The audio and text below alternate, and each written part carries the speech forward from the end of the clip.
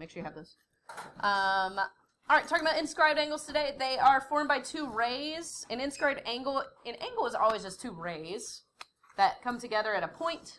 The vertex or the point where the two rays come together is going to touch the side of the circle. It is going to be on the circle. It is not in the center of the circle. It is on the side of the circle. Okay? So we're going to take our highlighters.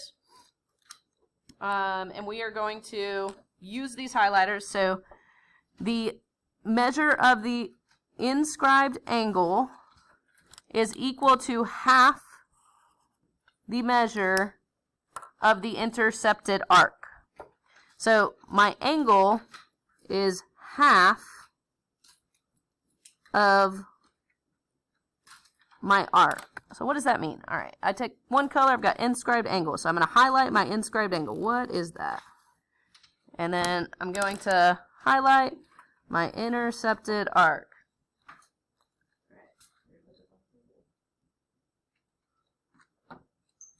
So that we can focus. All right. The measure of the inscribed angle is equal to half the measure of the intercepted arc. So there's one, that's one way you can do it. You can take the, like, half of the arc is equal to the angle, or 2 of the angles is equal to the arc. So either you are going to multiply the angle by 2, or you can divide the arc by 2. That's all you're doing today. You're either multiplying by 2 or dividing by 2. It's not overly complicated, but 2 angles equals 1 arc, half an arc equals 1 angle. That's kind of how this works. There is like a little shortcut though that I'm going to start by showing you. It's when you have a quadrilateral. So a quadrilateral or a four-sided shape here inside the circle. So it's an inscribed quadrilateral. See how this word inscribed angle means an angle inside the circle?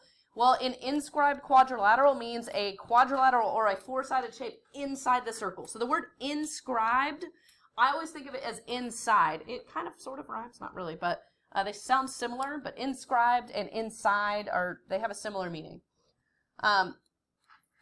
2 angles that are opposite of each other inside that quadrilateral, they're always going to be supplementary. Okay?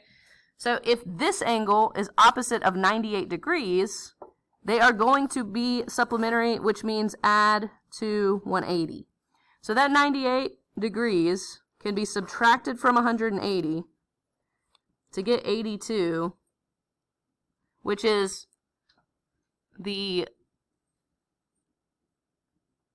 what that one equals. That is that inscribed angle's value. All right, so it says that this is another thing. So this is not a quadrilateral, it's a triangle, but ABC is inscribed in angle D. So that triangle is inside of the circle.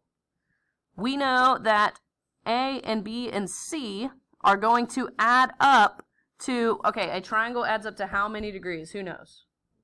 180. Yeah, it's the same if it's inside a circle. So they're going to add up to 180 degrees. That means the arc is going to, like this arc, AC plus CB plus AB. That's going to add up to 360. That's something that we know because it opens up to the entire circle. Okay?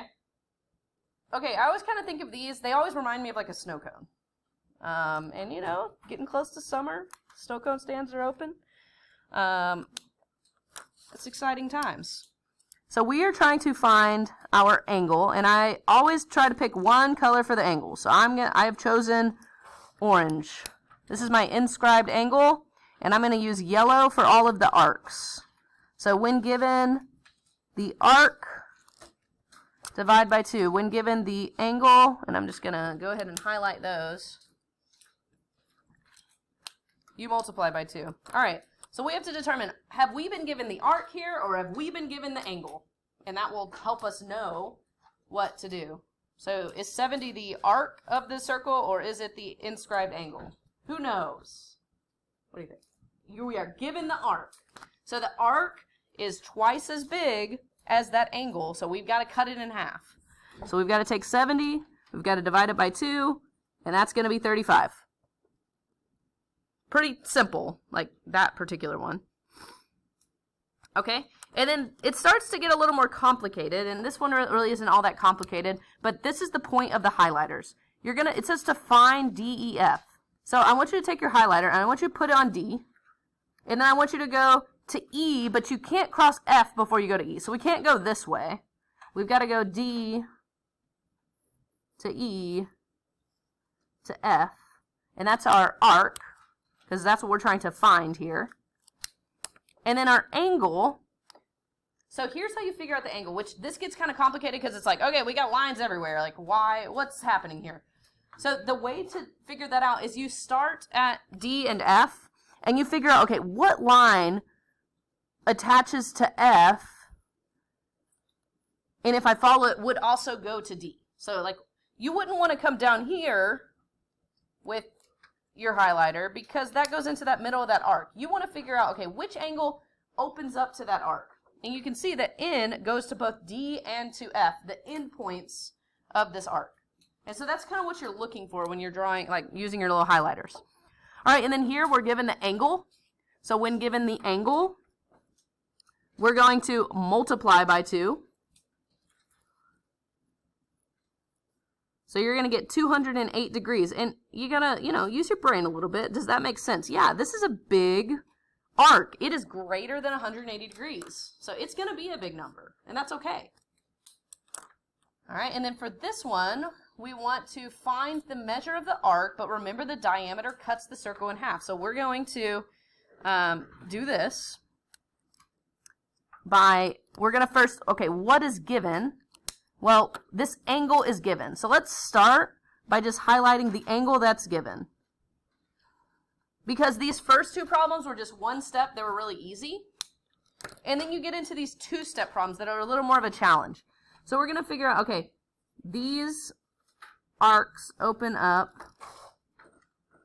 or this angle opens up to this arc. So that's the reason for the highlighter is because this opens up to this opens up to this. The intercepted arc is just the arc that's in between my orange lines. All right, so if I have this angle and I'm going to this arc, I need to multiply by 2. 50 times 2 is 100. And that's where I get that. Like, where does the 100 come from? Well, you're given the angle, therefore you need to multiply by 2 to get the arc. So that's where 100 comes from. And then it's similar to what we did yesterday, because you've got this diameter here, you cover this circle in half, and you're like, okay, I no longer care about the 50. I'm now just looking at these arcs, because this is what I'm trying to solve for, my question mark. So if I know this is 100, and I know this whole thing is 180, I put the wrong number. I can take 180, and I can take away the 100. And whatever's left over is going to be our question mark.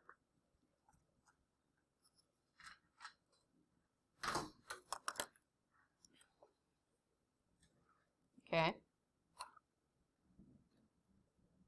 Okay, so I'm gonna pause my screen real quick. What I want you guys to do is I want you to take these highlighters and I want you to start. Okay, this is the angle that we're looking for. So I'm gonna highlight my angle and I'm gonna highlight. Oh gosh, that got crazy. I'm gonna highlight the arc that it opens up to. Okay, so do that. Okay, so hopefully you have that. If you highlighted a different one, it's not the end of the world. Okay, because there's multiple ways to do this, and this is the hardest thing about circles. So don't go crazy and erase something, because I will show you a different way. But this is just one of the ways that you can solve it. So one way that you can solve this is to realize, okay, I need to figure out what this arc is. So this is one way, but not the only way. Well, if I know what everything else is except this, I can take 360 and subtract it, and subtract these two. All right, so 96 plus 76 is 172. And 360 minus 172 is 188. So that's one thing you can do where you can take 108. This whole arc, this yellow one, is 188.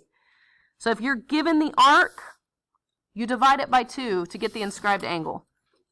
Cut that in half, you get 94 for this. Okay, that's one way to do it. But some of you might see this in a different light, and you may see it as this arc right here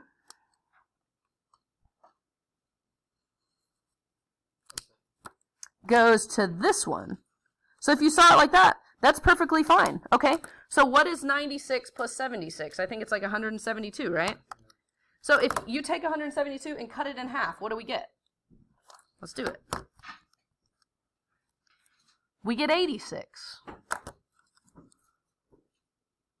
Okay, what did we say about the relationship between these opposite angles right here? We talked about it here. They add to 180. Okay, well, if we're looking for 94, so I know we already found it in a different way, but let's say we don't have this yet. You can take 180, subtract 96, and, or not 96, 86, obviously, this one. And you'll get 94 as well. So that's 2 ways to do the exact same problem. Okay, and I don't care how you do the problem. That's the thing with puzzles. It's not, or not puzzles, but circles. It's like, it's not straightforward. Like, think of it as a puzzle. You're going to have to figure out, okay, what do I know about these circles and how can I use them to solve? Okay? So, all right. First of all, I'm going to show you a way to do it. Don't erase your stuff. Like, wait till we get to the end. You may have done it in a different way. My first thought was to look at it and see, we talked about how these quadrilaterals, so a 4-sided shape, the opposite angles are going to add to 180. That was my first thought. So that was like, okay, I need to figure out what this angle is because it opens up to this arc. You may have done it differently, and that's perfectly fine. But I got 80 to start off with. And then I was like, okay, well, if I'm given this angle, I multiply it by 2, and I get the arc. And then I have my yellow arc now. Okay, this 160 is that whole yellow arc. Then if I take this yellow arc and I take away part of it with that 64, I'm going to end up with 96. Okay, that's one way to do it. So 96 is the answer.